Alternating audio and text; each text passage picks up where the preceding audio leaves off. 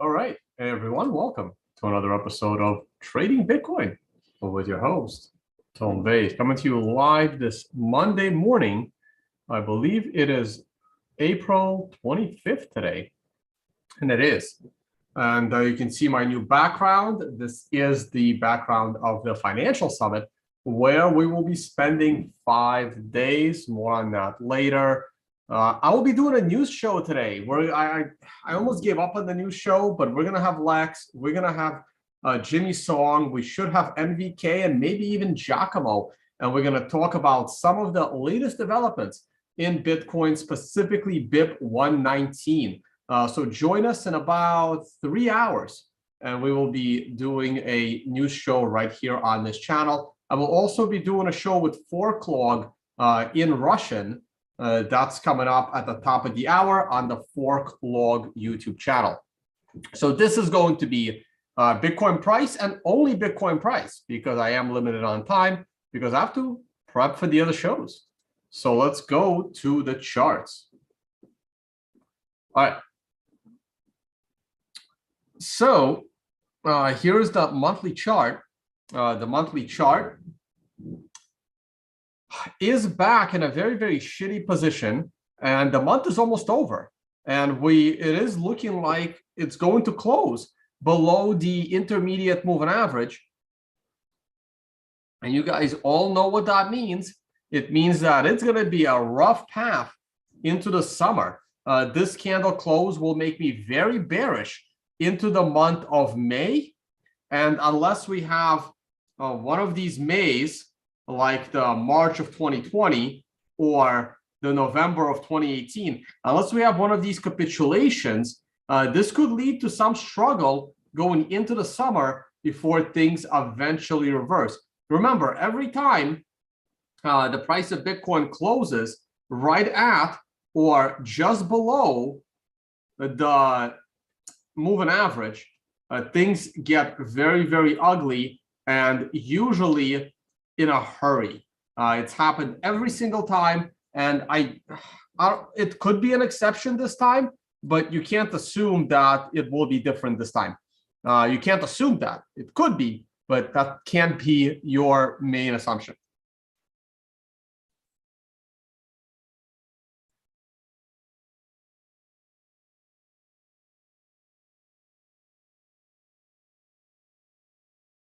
I have to sneeze. Sorry, guys. Every time I'm in this part of the world where I am right now, it's just my allergies are just insane. There are certain parts of the world where I have absolutely no allergies, which is another reason to move the hell out of the US.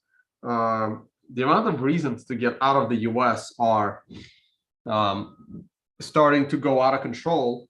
The only reasons to stay in the US at this point is the states of Florida and Texas. There are other good states, but there's just no people in those states. But Florida and Texas and their state laws are like the last two bastions of freedom left in American society. Okay, back to the price charts. All right, hold on one second.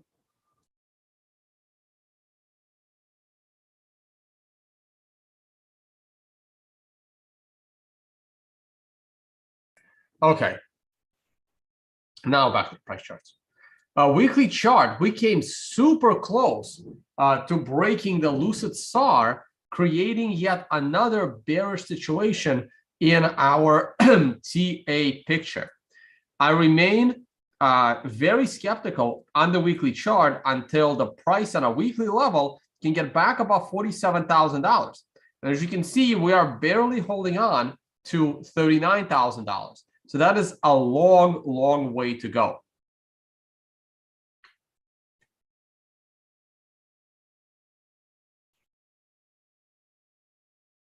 Crypto OG saying, Tone, this is your opinion. Please make that clear. If I have to make it clear that the states of Florida and Texas are the only bastions of freedom left in America, if I have to make it clear that that's an opinion and not a fact, it's amazing how you're able to turn YouTube on. That's all I can tell you.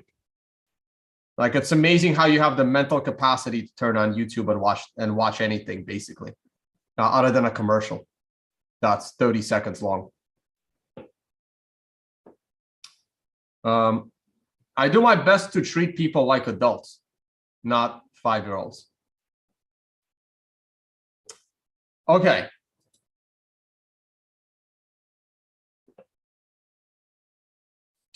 So here's our allocation chart. The allocation chart is looking very, very bad.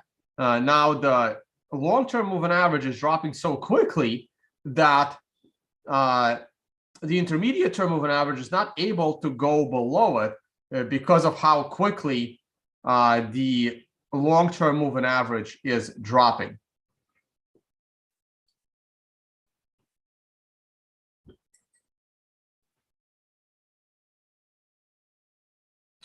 So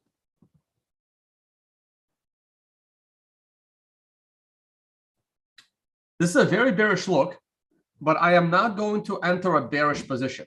The reason I am not going to enter a bearish position is because we have spent a very long time in this declining market. I don't want to say bear market. This is a very strange picture. Let me emphasize something. Right here, I was very comfortable taking on a bearish position. The reason I was very comfortable taking on a bearish position is because at this point in time, we had been dropping for less than a year. We started dropping at the very end of December, and this was still October. So this was basically 10 months of bearishness, and we were coming off such an insane exponential rise that not only was there plenty of downside left in terms of price, and you see us fall 50%, there was also plenty of downside left in terms of time, because I expected this bear market to last more than a year. The actual low came in, I can't see it. The actual low came in December, exactly 12 months later. But the closing low came in January. And even in February, we were still sitting at pretty much the lows. Okay. So by the time, February, March rolled around, now it's been like 14 months of time. And at that point, we can say that based on time, it's possible that the market has bottomed. And also based on price, it's possible that the market has bottomed because we have fallen like 80%. This time around, it's a little bit different. And the reason is because we topped pretty much, the closing high was pretty much in March of last year, which is now a little over a year because we're already in April. So because the time has lasted so much longer, and this has been, I would say, a more frustrating period for traders than this. This was a pretty one-sided trade. This was pretty bearish. And you have a one-sided trade of profiting your money to the downside, eventually leading to a capitulation in continuation of the downside. This has been a very frustrating market. I mean, some people have made money each step of the way, but a lot of people have either lost money each step of the way or remained so frustrated that they didn't sell up here and didn't sell up here and now have delayed their sales for a year up to a point where they can no longer delay the sales. Like they can't delay the sales. And this could force people to sell at the worst possible time. And that worst possible time will be, May through, say, July, causing the capitulation. But because of this time and this frustration, I'm just don't feel comfortable going short the way I felt very comfortable going short down here and even up here on this unreasonable exponential rise that created ridiculous distortions in the futures market. This created the opposite distortions in the futures market. And on a daily chart, you will see that the current frustrating environment of the daily chart is not generating any serious frustration in the futures market. There aren't these monster spikes to the downside, like what happened early on in these moves. And if I zoom this out more, you will see even bigger spikes. This is probably, this is March when the market crashed with COVID. So the futures market has not really been distorted. It's been somewhat steady, okay? So it just created this general frustration without an obvious capitulation event up or down. In this case, it would have been down. Now you can see the daily chart. The daily candle is a beautiful reversal candle, but there is a major problem with this candle. The problem with this candle is that it began below my shit hits the fan line, and it can still avoid the shit hits the fan line by closing above that line later today. Later today is now down to about 8 hours, but the only way to avoid, in my view, a total disaster is to actually rally above this line and not spend an entire candle below it. Right now, even though this is a reversal candle, I remain pretty pessimistic that the price of Bitcoin is imminently about to rally. And if it does rally, it's going to run into this double moving average resistance. And even though these moving averages might cross, they're not going to cross for very long, as they're going to cross back down into the bearish area once again. We really needed to stay above both of these moving averages in order to hold this moving average crossover. This moving average crossover is going to be irrelevant. We're already very clearly below this upward sloping trend line. I cannot fudge this trend line in any way, shape, or form at this point to help the bullish case. It is impossible for me to do so.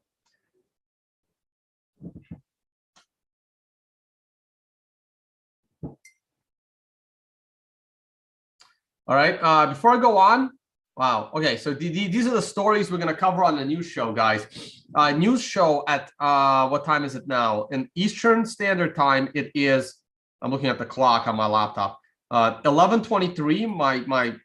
From the trading days, my computer is always on New York time, no matter what, for the markets. And at 2 p.m. Eastern Time, we're doing a show with Giacomo, hopefully NVK, actually, hopefully Giacomo, definitely Jimmy Song, definitely Bitcoin Mechanic. And we're mostly going to talk about BIP 119, but also we're going to talk about, Mexico and CBDCs, and perhaps Ukraine banning Bitcoin, and Russia being more open to Bitcoin. But these were stories from like a month ago. But we haven't done the show like in a year, so it's time. Okay. The Financial Summit, you see the background behind me? This is the castle where the event will take place. It is one of the most incredible venues I have ever seen in my life. It is 5 days, all-inclusive resort, food, drinks, incredible people. You're not going to want to miss it. These are the rooms that, if you register for the event, you can choose. I don't know why that room is showing. You can choose an ocean view room or a back of the castle room with access to this pool directly from your room. These are stairs. These rooms, one of these rooms will be included. You can choose which one until we sell out one of them. We got a bunch. And some of the other high-end rooms that you can upgrade to are getting sold out. So act fast, basically, if you want to join us at this incredible event. My calendar, I am off to Brazil. I have made absolutely no plans for Brazil. If you're going to be in Brazil, I will probably go to Rio. Hit me up. I will just meet strangers in some bar in Rio. I really don't mind. I really don't care. Everyone knows I'm a broke bum, and I don't have much to worry about. So after the conference, I really want to go to that big waterfall down in the triangle of Argentina, Paraguay, and Brazil. And then probably Rio, and then Panama. Love Panama. back to the US for a few days, and then over to the UK. And I'm going to fill out the rest of my schedule. I'll probably go to Africa this summer. All right, I'll be in London for this event. It's called Alternative Investment Summit. I'm a big fan of this event. It's a really, really cool event in London. And of course, in Brazil, I will be at Crypto Minds. That's the event in Brazil. I just want to remind people that Gonzalo Lira is alive, which is great. But there's a difference between alive and alive. So anyway, you get the point. Daily chart we already discussed. Hourly chart, we are rising.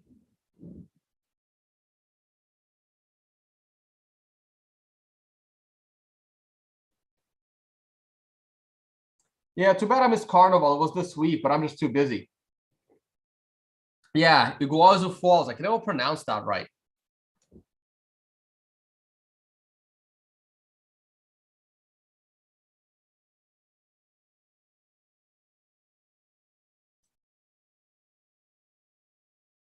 So hourly chart, we are rebounding nicely here, probably because the stock market is rising. Oh, guys, I got to cut off in like 3 minutes, so I got to speed this up here. The stock market is not rising, surprisingly, but it is a bearish candle. Bitcoin is still on a bearish candle. We did fall a little extra this morning, and the stock market is not looking very good right now. And Bitcoin is still very correlated to the stock market. This drop in the stock market from March 29th is basically this drop in Bitcoin from March 29th. You cannot deny the correlation. It's just that Bitcoin has more candles because it trades on the weekends, but the stock market does not. And if the stock market doesn't turn around, Bitcoin will eventually, decorrelate from the stock market, but not yet. Not yet.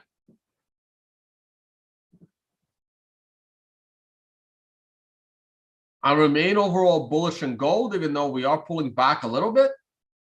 And I remain bullish in oil, even though we are also pulling back a little bit. Probably because the economies around the world are slowing down. This inflation is really taking a toll on people. The price of living has gone up significantly. People just, can't afford to drive around as much as they did. I'm filling up a rental car. I filled up 3/4 of a tank the other day. It cost me $50. Fill up 3/4 of a tank. It's pretty bad. It's pretty bad. And if people are depressed and people are prevented from living their life, they're going to use less energy. And using less energy has slightly less demand for oil. And while the elites would love for the oil price to go higher, to cause you to use less energy to save the environment. It's like Europe says to piss off Russia, don't take hot showers. Did you see that headline? That was a headline. That was a real headline. Stick it to Putin and keep your warm shower to a minimum.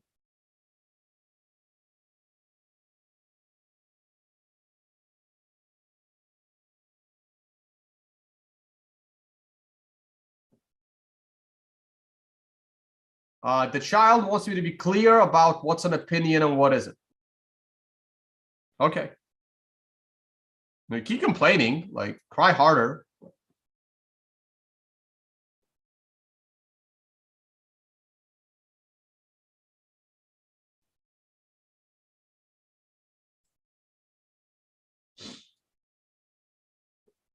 Yeah, there's ideally, like I wanted to know what was going on back in DC, so I went. Ideally, I would want to know what's really going on in Russia, so I would go there and take a look with my own 2 eyes. Ideally, I would want to know what's really going on in Ukraine, and I would want to look with my own 2 eyes. Me going to Ukraine right now is a little bit dangerous to my life, so I would not do that. I would not endanger my life like that. Going to Ukraine to see what's going on. Going to Russia to see what's going on would not endanger my life, but it could make my life in America harder because I could get put on lists and it would just be a nightmare. Also, the optics wouldn't be good. So I don't plan on going to either country anytime soon, basically. But I have absolutely no idea if the price of the Russian currency is real or not. I just don't know. I can look at the chart. I can look at the chart of the Russian ruble versus the US dollar. Oh boy. Oh, that's ugly. For the US dollar, that's ugly. See, I don't know if this is real. I don't know. The propaganda machine tells me, the Western propaganda machine tells me that the real price of the ruble is over $100, 100 rubles per dollar if you go to a store in Russia to buy something. The Telegram TradingView blockchain, which remains to this day more immutable than the Ethereum blockchain, guys.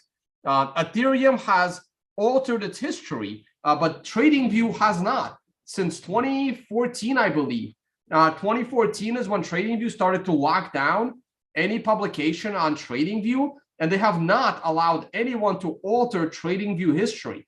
So the TradingView blockchain has historically been more immutable than Ethereum. The TradingView immutable blockchain has is telling me that the ruble is doing super well. And I don't know if that's true or not, because I'm not in Russia to convert dollars into rubles. I just don't know, but I am looking at the TA of this chart. And it is super bullish for the ruble. Super bullish for the ruble.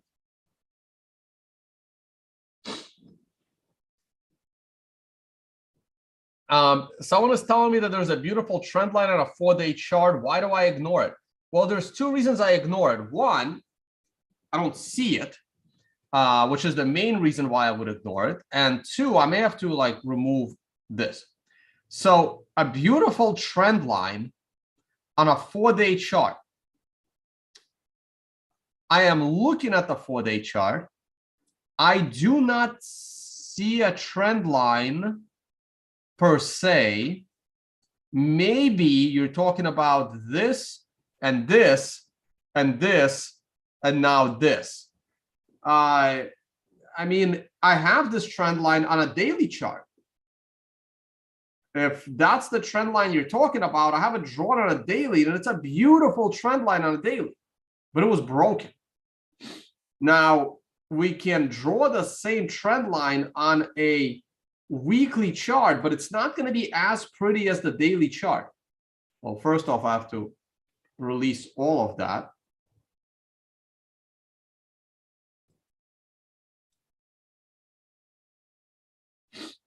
And the reason it's not going to be as pretty is because I would have to start in the middle of nowhere in a candle, which is okay, I guess. I don't like doing that. If you look at the daily chart, I am starting it at the bottom of a candle. I really don't like starting my trend lines in the middle of shadows.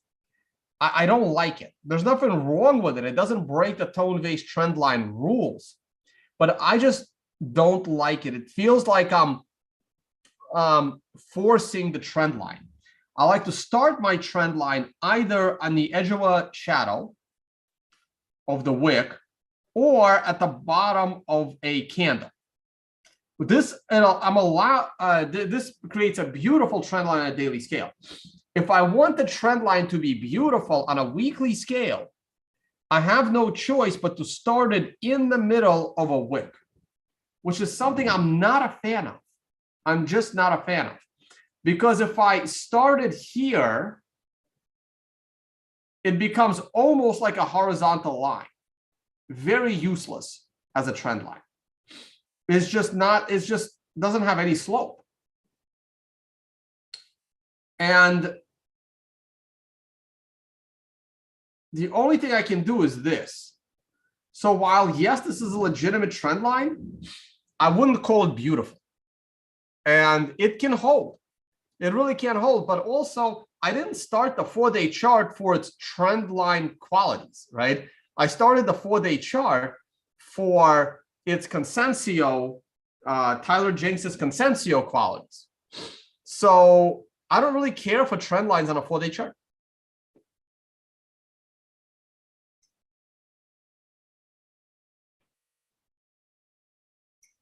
Now, if there is another trend line on a 4-day chart, I don't see it. Just don't see it, guys. I'm sorry. I mean, you can maybe start it back there, but this is not really a trend line. Like, if that's your first point and that's your second point, and then the third point is here and the fourth and the fifth, like, I wouldn't use this point. This point is so far removed from these points. If the second point was, let's say, the current point was only the second point, then I would say, sure. I would draw this over to this like that, right? But like this has absolutely nothing to do with these and these and these and these. Like I would not draw it that way. Can it work out? Yes, it can. It can certainly work out. But I have never drawn my trend lines like this. I just don't see how these continuous touches within weeks of each other have any relation to this low whatsoever. I want my spacing to be more appropriate. Am I wrong? Sure. Everyone can have their opinions on how to draw the best trend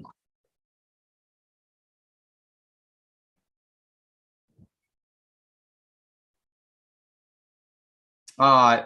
By the way, you're not wrong. I'm just saying I wouldn't do it that way, but you're not wrong.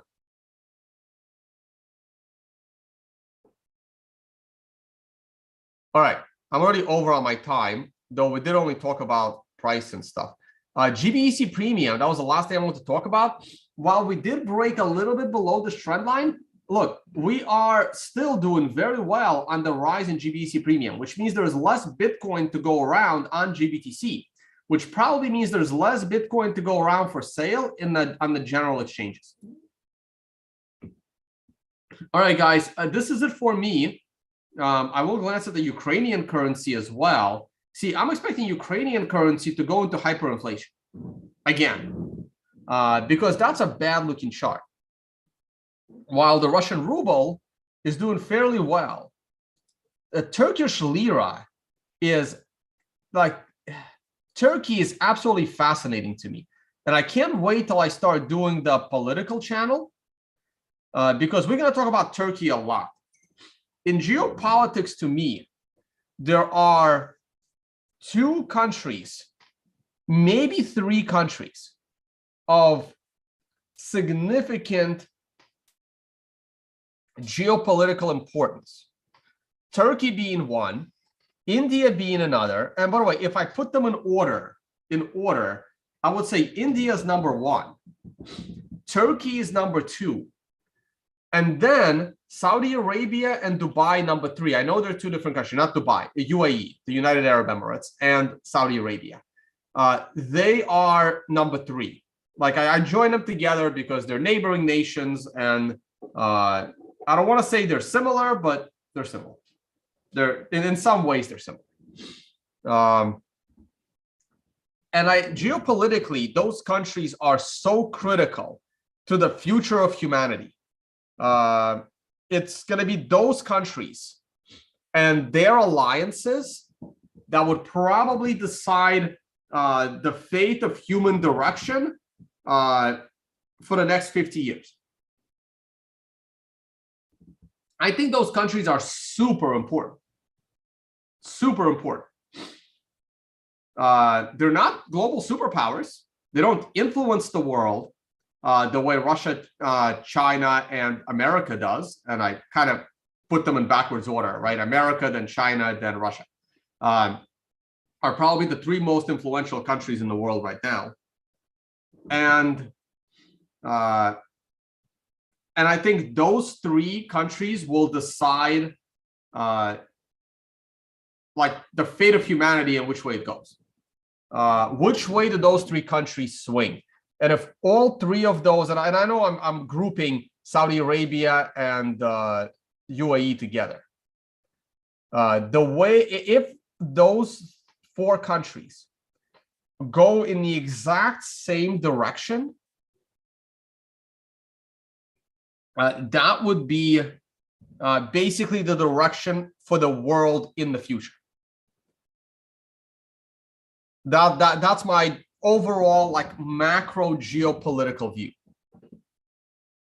And that's another way of saying, will these four countries align with Russia, or will these four countries align with the United States?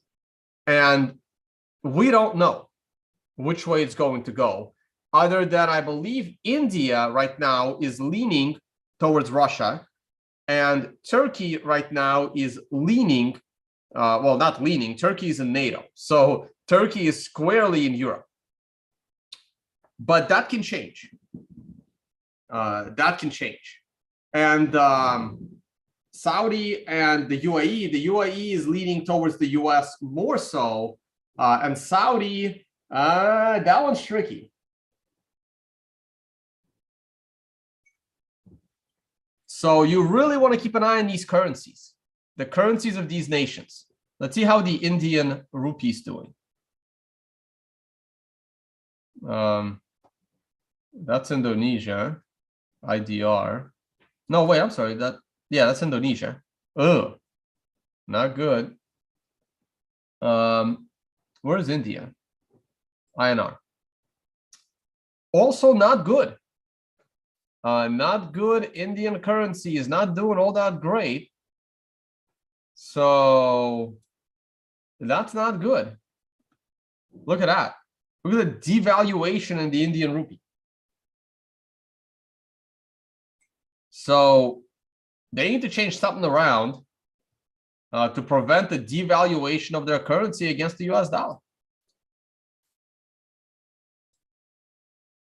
Certainly things they can do. Let's see which direction India goes. It's very important. India is super important.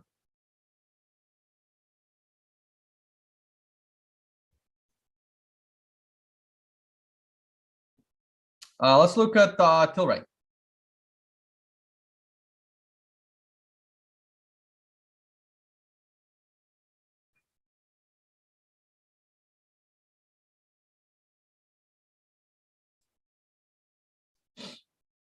So Tilray is flipping to a negative on the MRI. It's approaching these lows. That's the weekly chart. Let me see the monthly chart. That's a rough candle. And earnings, when is earnings? They had good earnings.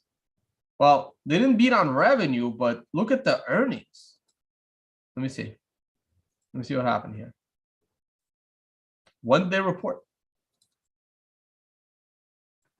So they reported earnings on the 6th of April.